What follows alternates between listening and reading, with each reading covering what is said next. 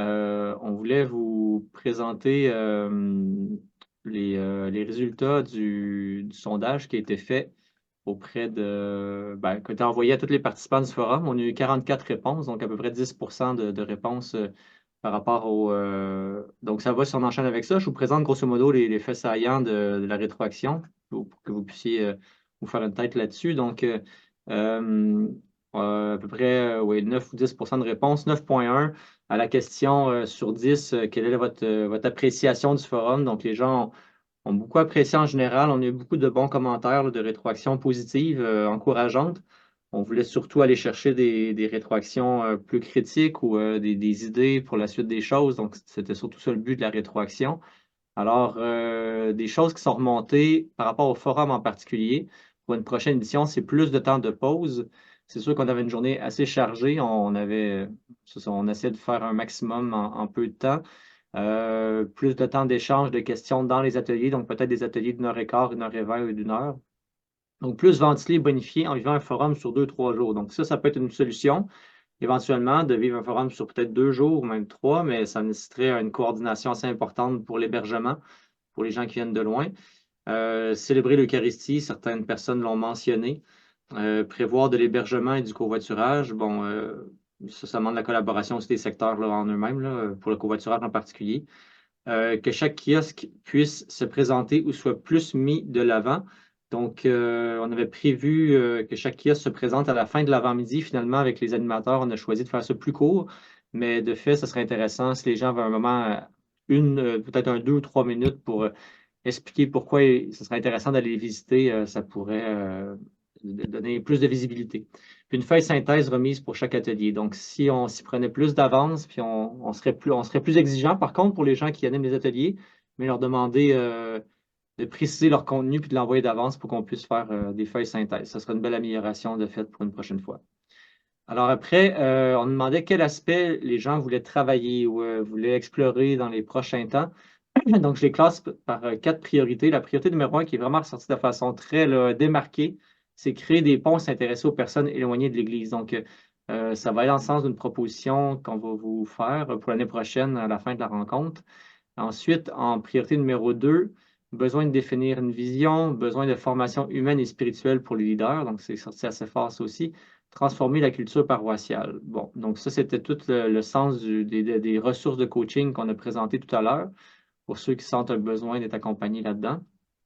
Ensuite, priorité numéro 3, mobiliser des leaders, développer un écosystème, des outils selon les âges, les situations, suivi après parcours, améliorer les communications, créer et développer des petits groupes dans la durée alpha. Donc ça, c'est des choses qui sont sorties de façon quand même assez signifiante quand même, là, qui valent la peine que éventuellement on s'y penche, même si on ne peut pas tout faire puis qu'on doit faire des choix dans tout ça. Puis finalement, priorité numéro 4, qui était quand même. Je ne mentionne pas toutes celles qui sont sorties faiblement. Là, celle-là était sortie encore de façon assez intéressante. Outils numériques de gestion, renouveler la structure de financement, consolider notre équipe pastorale et les petits groupes dans la durée. Donc, voilà pour les pistes à explorer dans les prochains temps.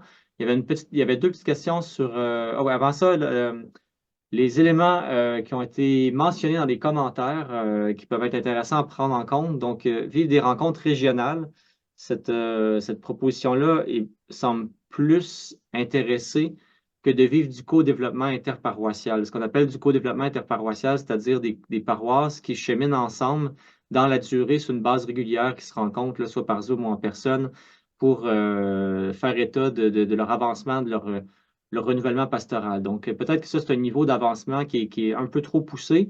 Ce que les gens semblent plus vouloir à court terme, c'est des rencontres régionales, diocésaines ou dans les diocèses avoisinants. S'intéresser aux personnes que l'on veut rejoindre, donc les liens avec le quartier. Donc, vraiment, là, je l'avais renoté là parce que c'était sorti dans les commentaires aussi, pas juste dans la question à choix de réponse. Mention de désir de faire plus de liens avec le synode. Bon, ça, j'avais fait un court commentaire là-dessus dans ma prise de parole au forum, mais c'est sûr que ce n'était pas suffisant. Puis bon, le synode, c'est encore l'Église qui se regarde elle-même et qui se questionne sur elle-même. C'est intéressant. Le pas suivant, c'est aussi de regarder autour de soi, regarder son environnement, regarder c'est quoi la manière dont on est appelé de s'incarner dans notre monde. Donc, les deux sont complémentaires, en fait, ces 2 points-là, là. Parler de la situation des paroisses très rurales. Donc, c'est vrai que Pierre-Alain l'a mentionné dans sa présentation, mais c'est pas quelque chose qu'on entend parler souvent, le renouveau dans des paroisses rurales. On est beaucoup plus habitué d'entendre dans des paroisses urbaines, avec peu de lieux de culte ou un lieu de culte et avec un bassin de jeunes générations assez important. Inviter plus largement, donc le besoin de la collaboration des diocèses. Donc, c'est certain qu'il y aura un travail à faire dans les prochaines années pour vraiment être en partenariat avec les diocèses, avec les évêques aussi. On a des rencontres là, dans les prochaines semaines avec un certain nombre d'évêques et de coordonnateurs de la pastorale pour la suite des choses. Donc, on travaille dans ce sens-là. C'est sûr que le réseau est encore jeune, donc on a besoin d'être reconnu, d'être identifié, puis de voir on est un partenaire, on n'est pas un compétiteur ou quoi que ce soit. Et puis, il y avait deux questions sur le financement. Si je résume, là, on dirait que 45% des gens qui ont répondu sont favorables à une contribution financière paroissiale, soit qu'ils disent qu'ils vont le faire eux-mêmes parce qu'ils ont la possibilité de le faire, soit qu'ils vont en parler à leur prêtre ou à leur directeur général. Et 52% sont favorables aussi à une contribution financière diocésaine. Le réseau a roulé beaucoup sur le bénévolat depuis 3 ans. C'est bien, mais je pense que si on veut soutenir le réseau à long terme, c'est important d'avoir des ressources, d'avoir des moyens aussi pour le faire. Donc, ça sera quelque chose que nous, on va chercher à développer aussi à ce niveau-là dans les prochains temps. Alors, ça, c'était pour les rétroactions sur le forum. Je terminerai peut-être juste en disant on a parlé de choses qui s'en viennent l'année prochaine.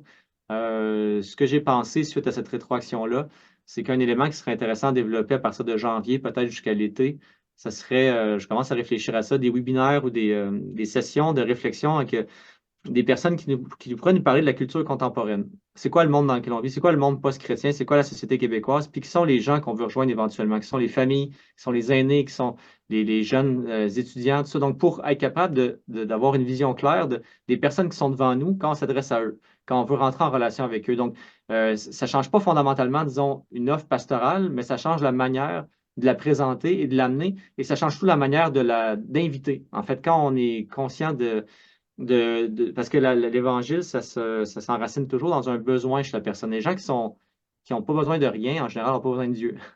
Donc, si l'Évangile s'enracine quelque part dans leur vie, c'est parce qu'ils ont quelque part dans eux un vide ou une situation problématique. Et donc, de s'intéresser à qu'est-ce qui manque aux gens autour de nous qui sont tu sais, dans le matérialisme quand même assez opulent.